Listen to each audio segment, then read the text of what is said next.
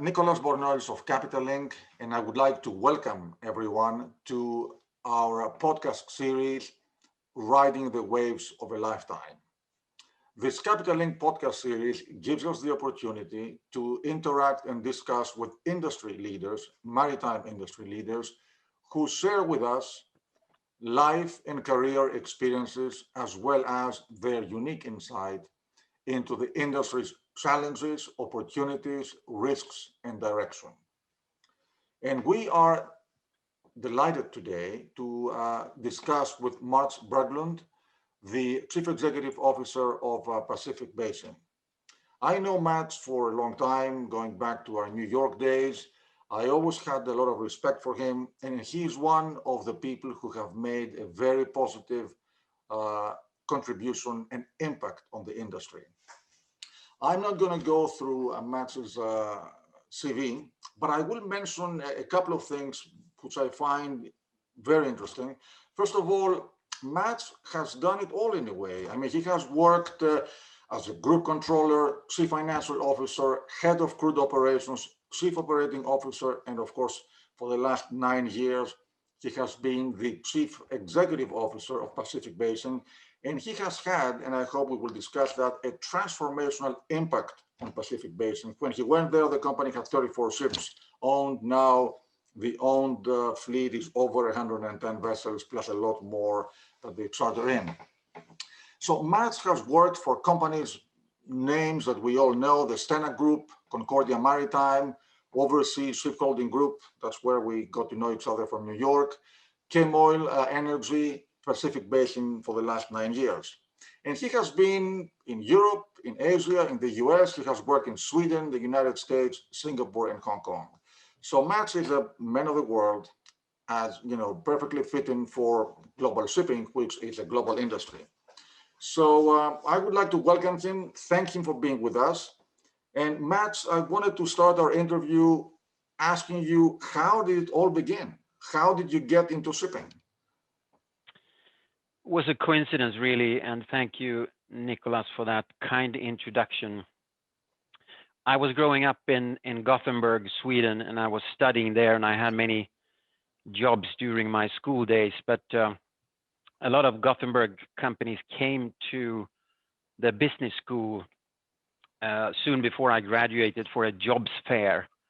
So Volvo and SKF and Stena came to the school. And I got talking to the head of HR at Stena. And a few weeks later, he called me and offered me a job as a business controller at Stena Line, the ferry company. And I stayed with Stena then for 20 years. Wow. In many different jobs and roles. So coincidence. Yeah.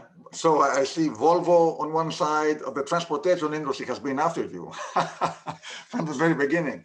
So let me ask you, you have been in business now for over 35 years, close to 40 years. So you had a very rich, very successful career.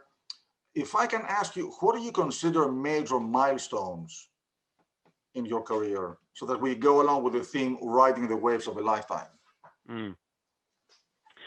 I think maybe the first one I would mention is moving to the US. Within the Stena Group, I got a chance to move to the US to work for Stentex.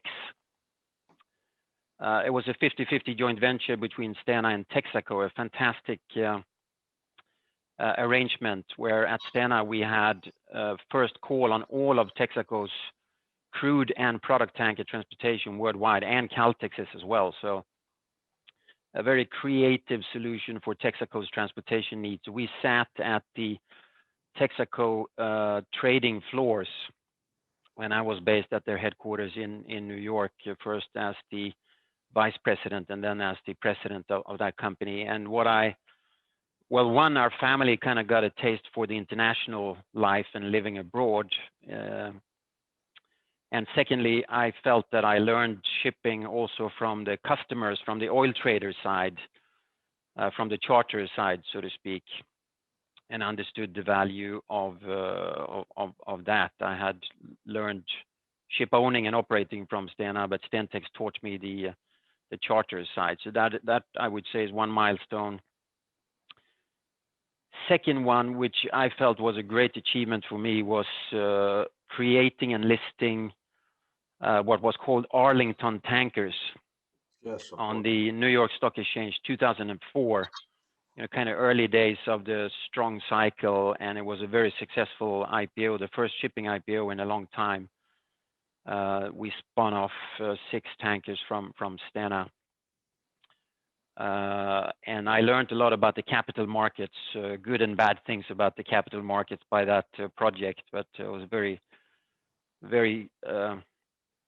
I felt very kind of satisfied with that achievement. We then copied it at OSG by way of double hull tankers, right, which was a carbon copy of Arlington Tankers.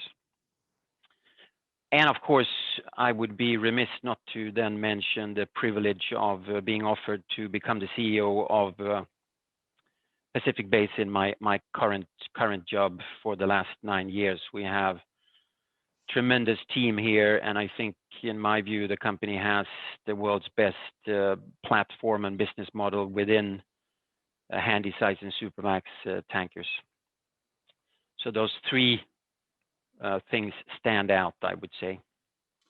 So I will go to the Pacific Basin, years and experience in a minute. But before we go there, let me ask you, you've had a long career. Everybody in their career has lots of challenges. And if you can isolate 1 or 2 for us, what do you consider the major challenge we have faced, and how did you overcome them? Well, 2016 was a really tough year. Financially, we had 45-year low freight rates in dry bulk, so that was tough, and we came through it. I mean, most of my major challenges have come through with great support. I've been fortunate to have very supportive bosses and boards and shareholders and colleagues. I think if you always kind of work hard and try hard, do what's best for the company, you will come through challenges. And one thing that I've learned is that it's very important to share problems early. If you start to see something be troublesome, while there's time to adjust. Some of the biggest failures that I've witnessed is people trying to solve things themselves or take it all on their own shoulders. So one thing that I always try to apply is to talk about problems early while there is time to adjust. Of course. So now going into Pacific Basin, you have been there for 9 years. You have had a transformational impact on this company. And if you can take us through this journey, and what has been the biggest change at Pacific Basin during the 9 years that you have been there? Well, Pacific Basin has long tradition and knowledge and expertise in Handysize, primarily dry bulk, and we have grown Supramax and Ultramax a lot recently, but it was always a strong core platform, strong business model. But what we did was to sell out of a lot of non-core businesses in the early years of my time with Pacific Basin. We had quite troublesome investment in ro-ros and tugboats and a lot of complex joint ventures, real estate terminals and things. And we sold out of all the non-core businesses. And then we instead invested heavily in what we know, what we are large at, what we are good at, and that is only Handysize and Supramax. So we are an extremely clean structure today. We own everything 100% and invest, especially for a publicly listed company, right? People want to know what they invest in. So we were too widespread in the early days, and now we are extremely focused. We like focus, and we're tremendously well positioned now, I would say, with a much larger owned fleet, as you mentioned, right? We had 34 owned ships. Now we have 117 owned and another 15, 20 on long-term charters. So we have 135 ships with a very competitive and fixed, substantially cost structure. So when rates go up, as they have done recently, we have tremendous leverage on that. And on top of that, we have a complementary operating business. So we have a total of about 270 ships on the water today. But obviously, in today's market, it's the owned ships that is the core. We control the service and reliability, and the cost structure is fixed. So we relied way too much on chartered ships 10 years ago, and now we have a much larger owned fleet that we manage ourselves all the way through, technically, crewing wise, safety, maintenance, and commercially, of course. So very interesting. So now moving towards the industry, you're a person with a large industry footprint, and not only operationally, but also you are a person of strong, well-argumented opinions. So can I ask you, what do you consider the 2-3 biggest challenges that the industry is facing today and the direction it is going to? It would obviously have to be COVID still, and the crew problems and repatriating crew. For us, primarily Chinese crew have been incredibly difficult to repatriate and get them home to their families. India now is becoming similarly difficult, right? So that is not over by any means, and that's got to be the biggest one by far in the short term. Of course, decarbonization is a big challenge, but I also think it's a very nice opportunity, because it creates this time where it doesn't make sense to order new ships with fuel oil engines, and we have to use the existing ships for a period. It's too early to order new ships because we don't know what technology will win. So I think it sets up for a tight market, so that we can make some money and save up for the real new low carbon ships, which will cost a lot more money. So I would say those are the biggest challenges in front of us. But again, also a big opportunity in that decarbonization. Of course. So another area that I think I find very challenging is technology. Technology has been changing rapidly on a day-by-day basis, and the pace of change has been accelerated by the pandemic. So if you look back, what is the biggest digital change that you have experienced in the industry, and what do you think we're likely to see looking ahead?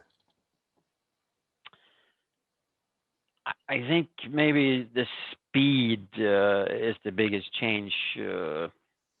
I don't think our industry has been that vastly affected. I've been hearing for 30 years of shipbrokers going out of business and platforms taking over and so on. It hasn't really happened, but I would say the speed of information, the speed of and the volume of information that we have access to. We today have, and it's much more forward-looking information. It's not only after the fact. We don't have to wait until the month is over and then 2 weeks after we come up with a result. Today we look forward. We have the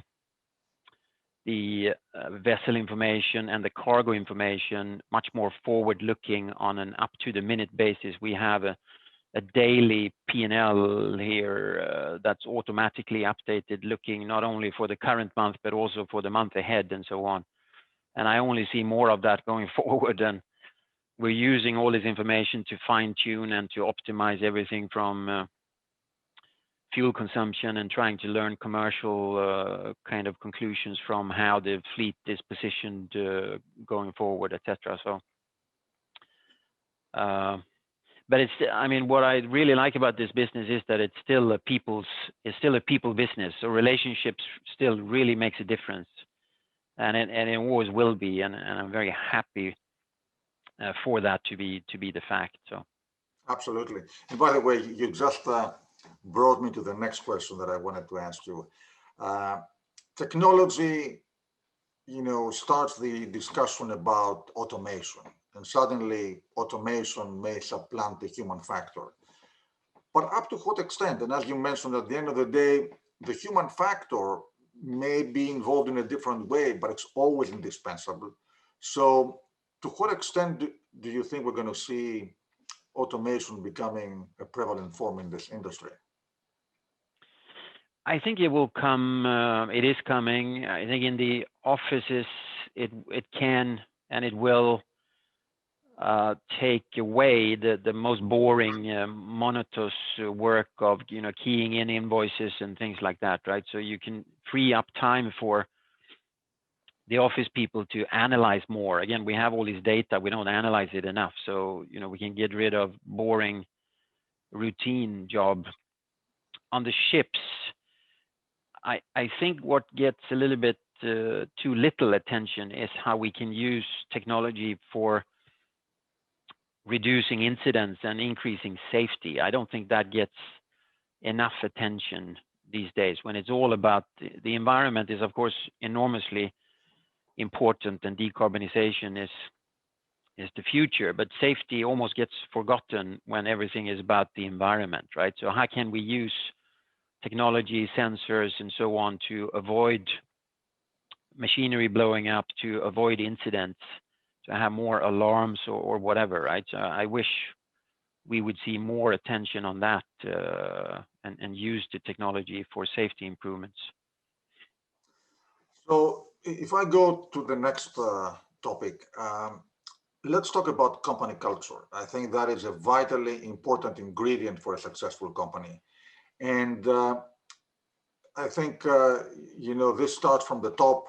You as CEO, you are instilling a certain set of directives and values to the company to follow. So how important is company culture in running a successful company like yours? And is there a motto that you have directed your team to follow? Well, again, safety obviously goes without saying, right? I had a great boss, Lars Carlson, who always said, if you think safety is expensive, try an accident. And we had a lot of, culture is absolutely critical. And we have our tagline, our company tagline is with you for the long haul. So I think thinking long term is absolutely critical in everything we do, and it guides us in many decisions, whether it's customer relationships or whether it is maintaining a ship, right? We always maintain ships as if we were going to keep them forever, so to speak, right? We never stop maintaining because we're planning to sell or something like that. So don't take shortcuts. Don't save a few $100s maybe you get a weaker counterpart, right? So and to honor our commitments, to be caring and respectful in our relationships. We expect to meet everybody again.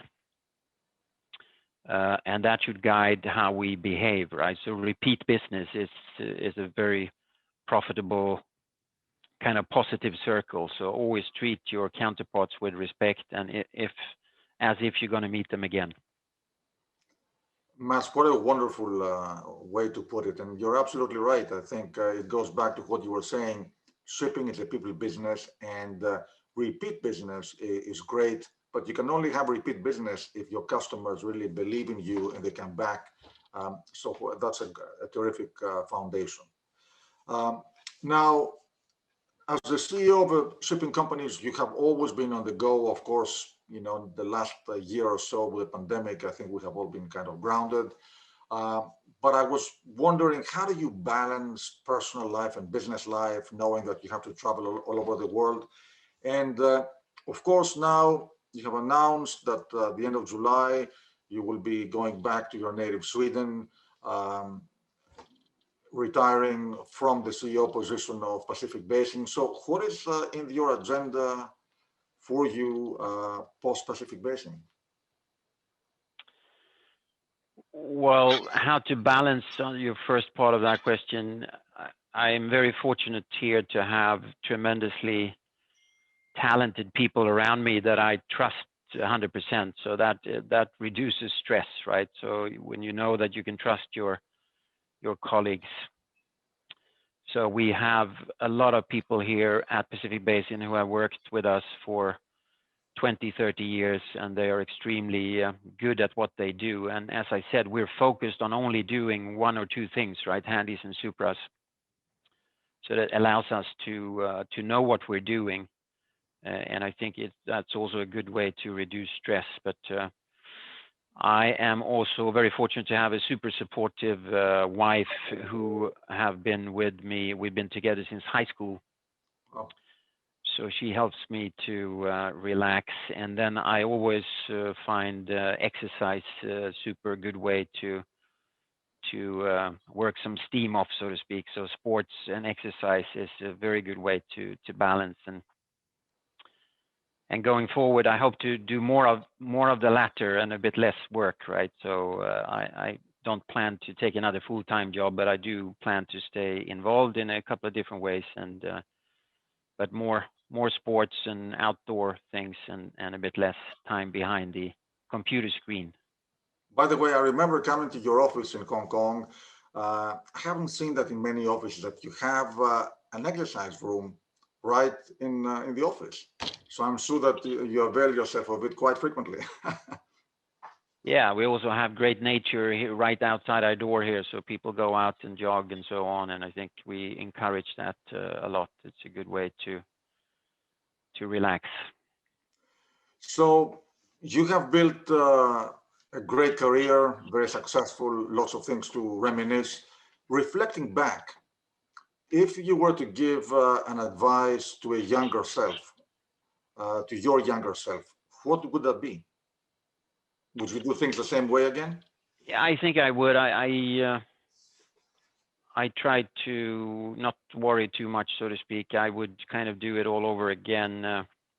I don't regret anything, but it is also haven't been that planned. So I think it's just you work hard, do your best. Good things will come to you, and one shouldn't worry too much about the future. Just take it as it comes and do your best. And I like the saying, do what you like what you do. So try to find a role that you're good at, and that means that you probably will like it because you're good at it, and then you're in a positive kind of spiral. So if you're not in a job that you don't like, it's difficult to do something good of it, right? So then you should watch out for a different role, maybe which you're better at, which you're more suited for, and then you get into a positive spiral. So, we look at 2020. 2020 has been a tough year for everybody. So has it given you a different perspective on a number of things? And also, if you look back over the years, what has been the hardest part about your job, or the best part about your job? I would say, the perspective we have gotten, I would say, is we kind of always taken traveling for granted, right? And free movement and free interaction. So what the last year has given is a different perspective on that we can't take that for granted. It's tough to be. International families are having a tough time, right? Because they can't really see each other. So that's difficult. The hardest part of my job, I don't like losing money, and the best part is making money. But obviously, other than that, when and if we have an incident on board, for example, and a serious incident, it is very tough when we can't repatriate people. I mean, we had one of our chief officers lost his son, and we couldn't get him back for almost 3 months. They refused to let him off the ship in country after country, right? I mean, that is really, really tragic, and seafarers should be treated better than that, right? And but best part right now it is reading the P&L every morning, right? That we have worked so hard for so many years to set up for this market. People have maintained the ships and maintained cargo contracts and customer relationships, and now to see it all come through in the P&L is a very satisfying feeling. Well, we are in a wonderful period for shipping, and especially for dry bulk shipping. And of course, you are the expert. But from what I hear from people that I talk to, it seems that the fundamentals are there, and this industry has legs, and it's not just a short-term phenomenon. Yeah, I agree. So, if you were to give some advice to people to follow as a guideline for their life, professional life or personal life, is there some kind of advice to give to them? Well, again, do what you like what you do. I mean, and don't worry too much on the business side. I have been learning a lot from my bosses over the years. I have a lot of, Dan Olson, I have tremendous respect for, of Stena. Options always have, never give, borrow when you can, not when you need to, because when you need to, you can't. Second-hand ships you make more money on if you buy the right ones at the right time. They always have more upside and higher return on capital. I think there's too much hype on age, right? You remember Lars Carlson, age is not an indication of fitness. You got to maintain the ships, and middle, you can have second-hand ships that are tremendously effective even today. So those are some things that I've been fortunate to learn from other smart people. So as a closing question, I wanted to ask you, is shipping an industry that younger people should be coming to? I would say so, absolutely, right? It's a tremendously international, dynamic, industry, and people should go for it. Absolutely, it has allowed me to move around and travel and get to know so many, people and cultures and companies. So I would wholeheartedly recommend it. Absolutely, yes. Thank you. Mats, we had a wonderful discussion. We're coming to the end of our session. I would like to thank you very much for sharing your insight, always unique, always authoritative, and always great opinions and directives. Any closing statement before we wrap up? No, I think I would just repeat how fortunate position we are in now in Pacific Basin with this large fleet with tremendous upside, right? And I would also take the opportunity to say that Hong Kong is a fantastic place to do business from. It's an amazingly dynamic place, both from a business and private standpoint, with super safe environment, nature, mountains and beaches that are tremendous, and a city life that is bustling with the coolest restaurants and bars, and most importantly, the people here are fantastic. The values, the work ethic, and it's a really privilege to work here in Hong Kong. I couldn't agree more with you, and I would like also to say from our end that we are privileged to have been able to host a couple of events in Hong Kong. We are committed to continue doing that, and I'd like to thank you, among other people, for your steadfast support. And indeed, Hong Kong is an amazing place, and I can't wait to come back. We look forward to have you here, Nicholas. Thank you very much. Well, thank you for today's discussion. Tremendously wonderful to have you with us. Thank you very much. Thank you, Nicholas. Thank you.